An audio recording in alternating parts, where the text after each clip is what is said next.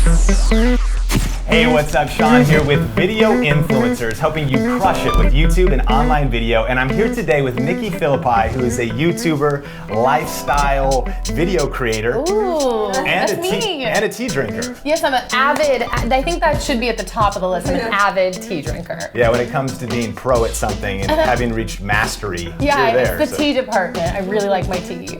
Awesome. So we're talking about today about in our project Video Influencers, helping people become and build their influence with online video and YouTube. And you've done that, but I'm curious about your story. Like, take me back to how did you get into all of this in the first place? It's kind of a weird story. And to people who aren't religious, I always have to preface it with I know I'm going to sound crazy, but this is how it went down, and I've told the story now a few times. So I used to work as a dancer, singer, actor. And I was doing work in Singapore, working for Universal Studios, the theme park. Came home after having a couple injuries over there, and I had no idea what I was gonna do. I wasn't into YouTube. I didn't I guess it's the same thing. I didn't watch YouTube videos. It wasn't really my thing. My husband was into it more than I was. And we were living at my parents'. We had no cars, no money. I had no idea what I was gonna do now that I was injured and I couldn't dance. And I woke up one morning in July of 2010, and I felt like God was telling me to get on YouTube. And that was it. I was like, do I look up cat videos on YouTube? What do I do? So I got on YouTube and I started looking around, and I found this whole community of people who uploaded regularly. And the farther I dug into it, the more fascinated I became by it. I found out people made their money this way. And a really long story short, I tried to upload a video. I thought maybe I'll make a nail polish video. I was so embarrassed that 5 minutes later I took it down. So this was the dumbest idea I've ever had. It was probably a bad burrito, and I just slept and woke up and had this crazy idea. Went about my life. 5 months later, uploaded it again because I couldn't get the thought out of my head. And then in December of 2010, I was driving to a casting director workshop, and I heard Shay Carl on the Dave Ramsey show. Yeah. Randomly, I turned on the radio and he was on there, and I felt like it was one of those okay, upload to YouTube. So when I got home that day, I just uploaded, and I never looked back. I was I think I got to do this full force. So December 2010 is when I officially did it. Man, that's amazing. And I want to know, you talked about kind of having a God nudge, but how did you transition that season of literally having gone a direction and you hit this major obstacle? Yeah. And now I'm sure you were dealing with discouragement and just on the daily, what were some of the things that got you through that season into this next thing? That's a good question. Like that transitional period of that 6 months, or once I finally dove in? Before you dove in, even just getting there. Because I think that people hit obstacles in life and they've got a dream, but sometimes discouragement can be so heavy kind of daily. So in those early stages. I think because I felt discouraged. I don't think that feeling really went away. I think it was kind of like the Nike slogan, just do it. Yeah. I just knew I had to keep moving. I had no idea where I was going to be, but I felt like if I just kept walking, that I would eventually end up where I was supposed to be. And that's a scary place to be in when you just don't know, because I didn't know. I was like, what am I going to do? This is all I've done my whole life. So I just kept going forward and having faith that it was going to play out the way it was supposed to play out. Wow. And even being here now, it's still that's part of life. I still just have to keep going, you know? Wow. So I don't know if that was a helpful answer, No, that's great. but I just kept walking. And I'm curious though, so you upload that first video, you go home and do it, but you probably didn't see results for a little while. Yeah, no. And you kind of touched on this, but what was some of the things that kept you motivated? You said you just kept going by faith, and that's what a lot of people are doing because with their videos, and they're trying to see that, they're maybe not seeing the subscribers or the growth. How'd you stay motivated? It helped me a lot once I found out that it was actually a thing and it was possible. That in and of itself was just very motivating. I thought all right, someone's actually done this. These people are actually making money, making videos at home. I just have to keep going. So I would just watch as much content as I could that was educational and would teach me, because I didn't know anything about the Google algorithm, about editing, about any of it. It was so frustrating. I remember the first time I filmed a video, it took me 4 hours just on my laptop because I couldn't figure out, why don't I look good on camera? And I figured out later it was the lighting. I didn't know how to do it. Yeah. So I feel like continuing to learn is a big combatant against discouragement because it keeps you focused and positive and growing. So that's kind of what that is phenomenal. Now, one of the things I love that because you're starting to talk about it now, you had to teach yourself, and so you're learning Google and lighting. And one of the big questions that people ask all the time that seems to be a huge hurdle is video editing. And now your videos are edited so well. There's all this. They're really snappy. They've got some effects in them. They have sound effects. You're doing stuff with your voice and all kinds of stuff. So, but what was your journey on that? Like overcoming those hurdles to editing, and what would you tell people that are trying to do the same? I would say, yeah, it was really hard. It was really frustrating. There were a couple like bang my head against the keyboard days.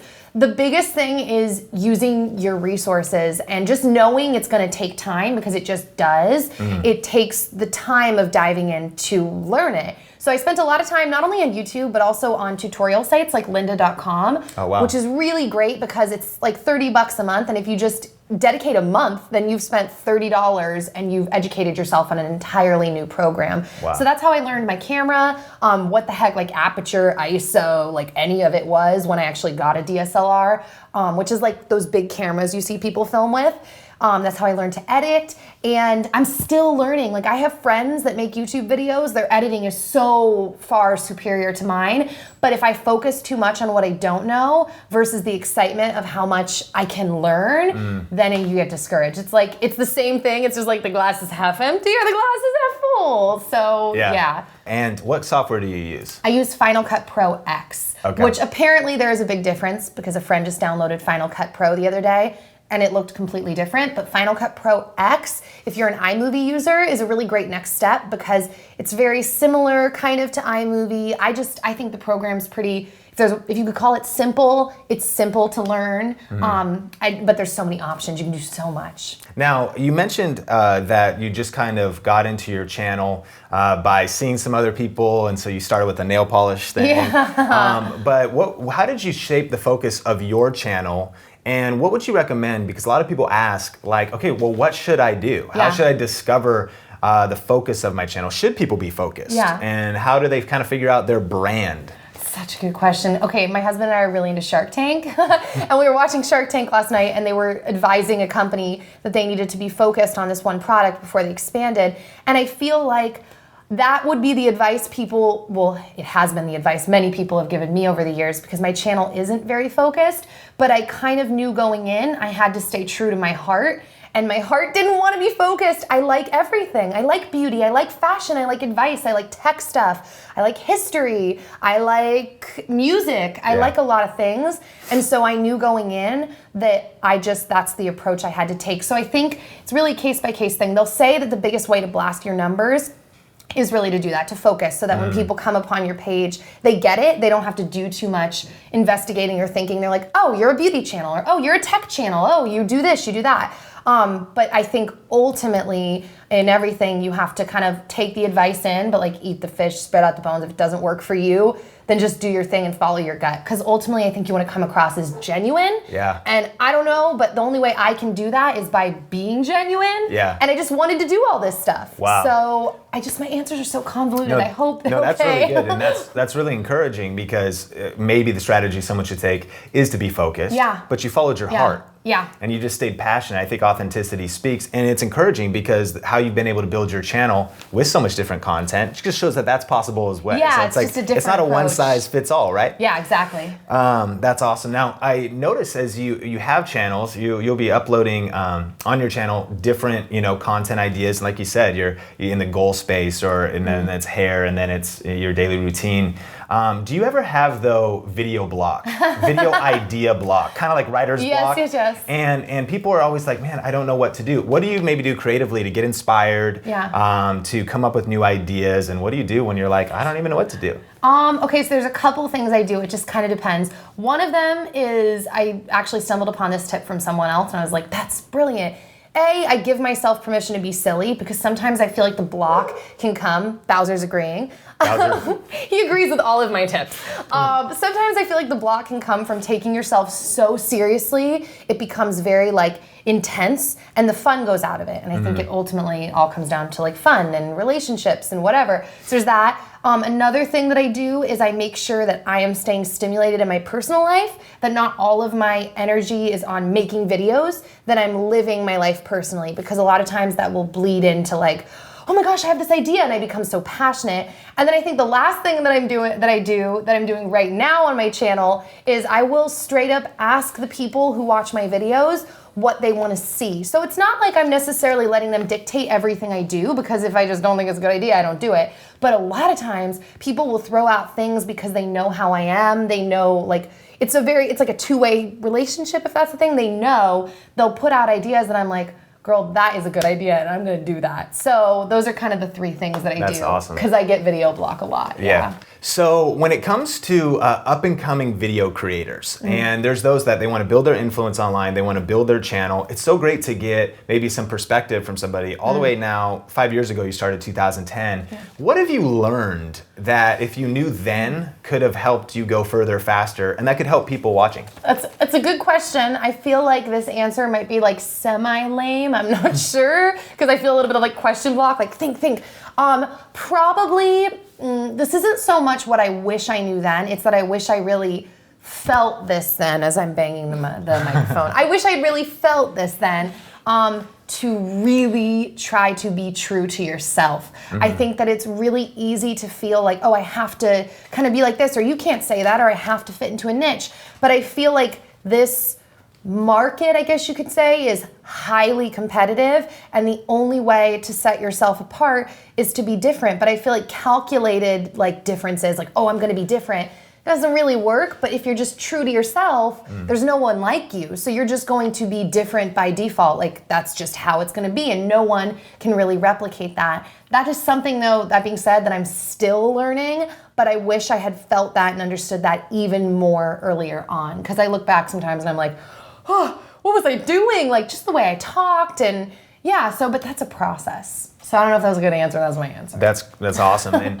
I don't know if you ever have a chance to look at what some up-and-comers are doing, but do you ever see them doing just maybe general mistakes that you're like, hey, if you changed a few things, this could really help out? Oh man, well, first off, a lot of the people that are up and coming, it's amazing how much farther ahead they are than I was when I started. So almost the opposite in some ways. I'm like, dang, where did you learn this from? So that's the first thing. But if there was a mistake, I guess I would say the disconnection of like, oh, it's my audience and my fans, versus really remembering like that there are just people on the other side of the screen. And that's really hard. And I constantly have to remind myself of that it's just a normal person just like me watching.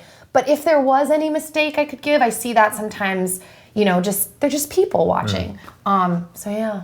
That's awesome. Now, in the last 5 years of your channel, have you seen any growth spurts? Like times where maybe it just went, sometimes maybe it was like you're grinding it out steady, but then maybe certain things happened. And why do you think those happened? And what are maybe the principles to pull out of that?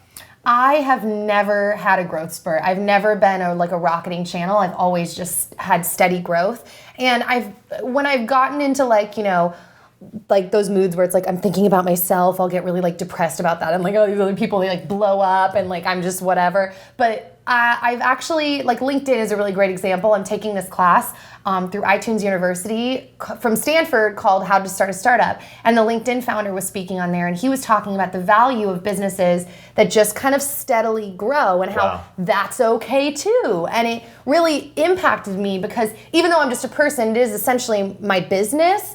And I think that there's value in, rocketing, and there's value in just compounding growth, if that's the right word, like just growing steadily. I don't even know if that was the right business term, but that's, yeah. Phenomenal. Yeah. Now, I like how you said that. You said, this is not just for you, not just a hobby, but this has really turned into a career. Yeah. When was that tipping point? When were you able to make what you're doing a career?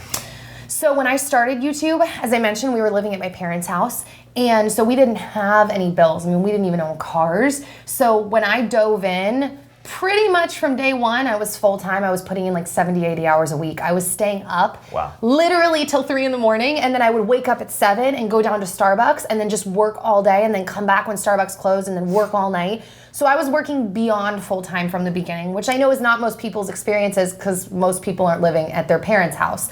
But Dan was working full-time, same thing. He was putting in like 60 hours a week as a welder. And I was spending all of his money like on YouTube stuff and like going to Disneyland with YouTubers who would invite me. But where it really became, it felt full-time because it took me 6 months to make $100.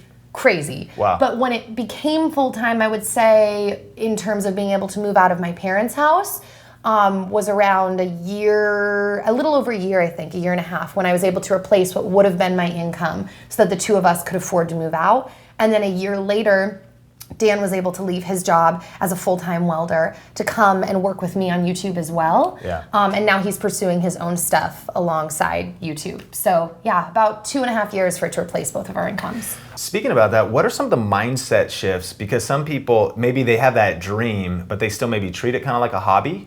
It sounds like from the get-go, you actually kind of approached it with sort of a professional kind of a focus. What are some of those mindset shifts to treat this, not just kind of like, oh, I'm just making videos, but like I'm gonna be strategic and intentional about this? I think that to be consistently earn income on YouTube and to grow a brand, you have to at some point make that switch. Not everyone starts that way. I know a lot of people start with it being a hobby, and then at some point they're like, this is amazing. But that's the point, is that they get to a point where they're like, this is amazing, I'm gonna do it. And then you have to dive in, because everything, that is like great takes a lot of work, and there's no one really telling you what to do in this field or how to make the money or that you will make a certain amount. So it really has to become that shift of like, okay, I'm doing this full time, and then you have to commit to it just like you would a normal job. So what do I not know? What do I not know about the back end, about Google Analytics? What do I not know about editing, camera work?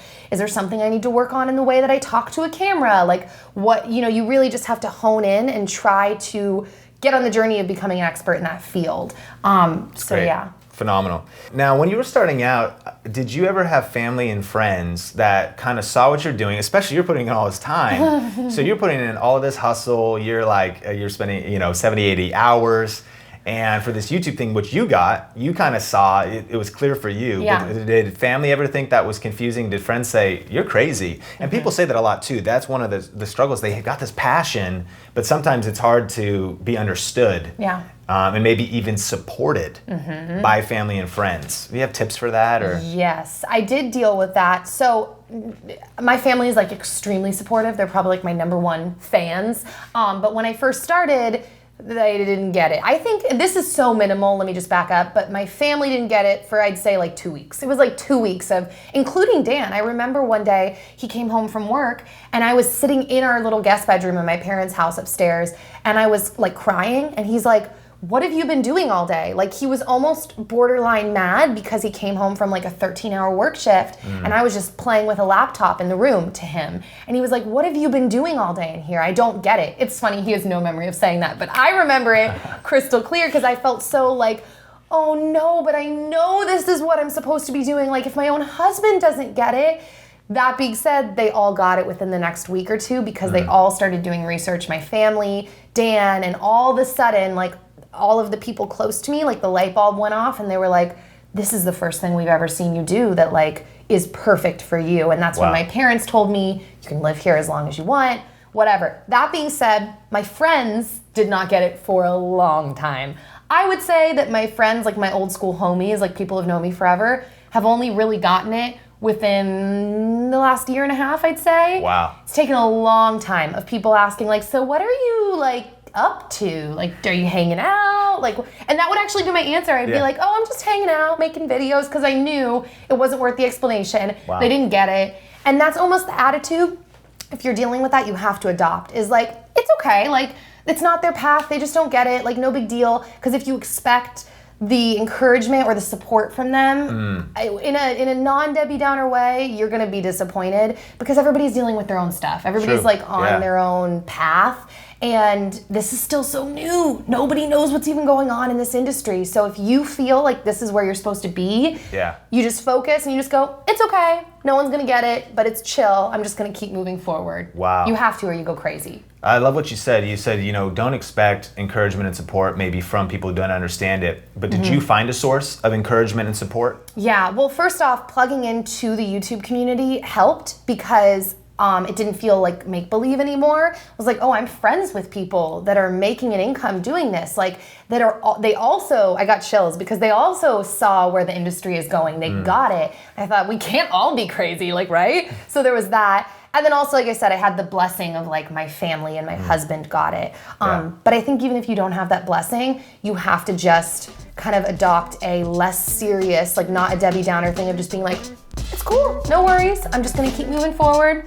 They'll get it when they get it, and just not let yourself go there. So now we are here with the lightning round with Nikki Phillippi, and we are gonna rapid fire some questions. Are you ready? I'm trying to be ready. I'm ready. I'm ready. Are you ready? I'm ready. Here we go. Fair. 3, 2, 1. Talking or texting? Talking. I love voice memos. Person you trust most with a secret? Dan. Last thing you grabbed out of the fridge? What's it called? Kombucha. What kind? It's Synergy Kombucha, the red stuff. I don't know what it's called. Delicious. Delicious. Last song you had on repeat on your iPhone or iPod? Sia Elastic Heart, because I love that music video so much. Instagram or Snapchat? Instagram. I suck at Snapchat. Favorite nickname for yourself? Gicky. Dan calls me Gicky. What does that mean? Creepy. I don't know, we make these voices. It's like, Gicky! He just says it to me. Yeah. Awesome. NYC or LA? LA. Easy. Sorry, guys. Yeah, easy. I love LA. Cat or dog? Dog. Also All easy. Sorry. Biggest pet peeve? Ooh, I'm about to sound kind of mean. People who say they're gonna do something, like really gonna do something, and then they just disappear. Like they don't reply, they just fall off the planet. I'm not talking about communication, like, normal reasons, but like, yeah, and then you're like, hello, are you alive? Like, yeah, that's probably my biggest pet peeve. It's good. Favorite holiday? Probably Christmas. I'm gonna say either Christmas, and then second is like my birthday, I guess, but Christmas. Favorite snack? Salsa, chips and salsa. Oh, and I changed my mind. Favorite holiday, 4th of July. I love 4th of July. Fireworks, food, it's good. Family? Yes, it's Barbecues? so fun. It's so fun, yes. Harry Potter or the Hunger Games? Hunger Games. I do like Harry Potter, but I just love Hunger Games. Who doesn't? Yeah, it's so good. Favorite YouTube channel right now? I'm gonna give a shout out, Just Like That. YouTube.com/just like that it's my favorite it's a channel I'm producing right now with 2 other people. So that, yeah. Brilliant. Yeah. Lightning round concluded. Yes. In closing, what are some of the up and coming projects that you have going on, and what can people expect from you in the future? Oh man, okay, so besides producing on Just Like That, which has actually been a really big deal, like I've never done that kind of work before, like ghost editing and just like working with like smaller YouTube channels. I don't know why I put quotes on that, whatever. And then the other thing is I'm writing a movie. Crazy. I'm kind of like putting myself through film school. It might be the world's worst movie, but I decided that I really like storytelling, and the only way I was gonna find out what I liked around that was if I just did it. So I'm writing a script right now. We'll see how it goes. I'm telling everyone they're forced to tell me that it's amazing and brilliant. So, but yeah, that's what I'm working on. Awesome. And then what are the main channels with your main channel, vlog channel, Just Like That, and just like a snapshot on what you can expect there? Okay, so on my main channel, my biggest goal for the year isn't really so much, it's that I want it to be more of a conversation. That's the best way to put it. So it's not so much that I have content structured for that channel, other than the release of my movie in December of 2015. Wow. Other than that, I really just am trying to make the communication more and more clear. I really want it to be a back and forth, because that's a hard thing to develop, and that's my focus for the year. Just Like That, we're figuring it out. We're planning on rotating other casts. It's kind of like a Saturday Night Live format. Some cast members may be on for years. Some cast members may come on for a couple of months because everyone's really busy. So there's a variety of reasons people will switch out. But we're kind of figuring that out, and there's a lot of exciting stuff going on around that. And then on my vlog channel, we're actually about to finally start vlogging again. It's been harder out here because we've been so busy and just working on other stuff, but we're going back to Santa Clarita and we're gonna be vlogging a lot more. And I actually have an advice channel, but that's being kind of shut down because I'm going to start putting those videos on my main channel as well. So brilliant. Yeah. Now finally, what would be just one parting piece of wisdom or advice to help people build their influence? Connect with people and be yourself. If you can be yourself and help other people be themselves, I think that can be done in many different genres and many different ways. But I think if you can focus on that, your audience will grow. People will share you and talk about you. And I think that that's the best thing to focus on. Hey, so thanks so much for checking out this video. You can see the full interview with Nikki on videoinfluencers.net. And then make sure to hit the like button, leave a comment if you have questions of maybe who we should interview or what's your biggest challenge with video. And then subscribe to this channel for more content like this. And that will be awesome. That would be amazing. Please do it. And we'll connect later. Yeah, later down the line, in the comment section.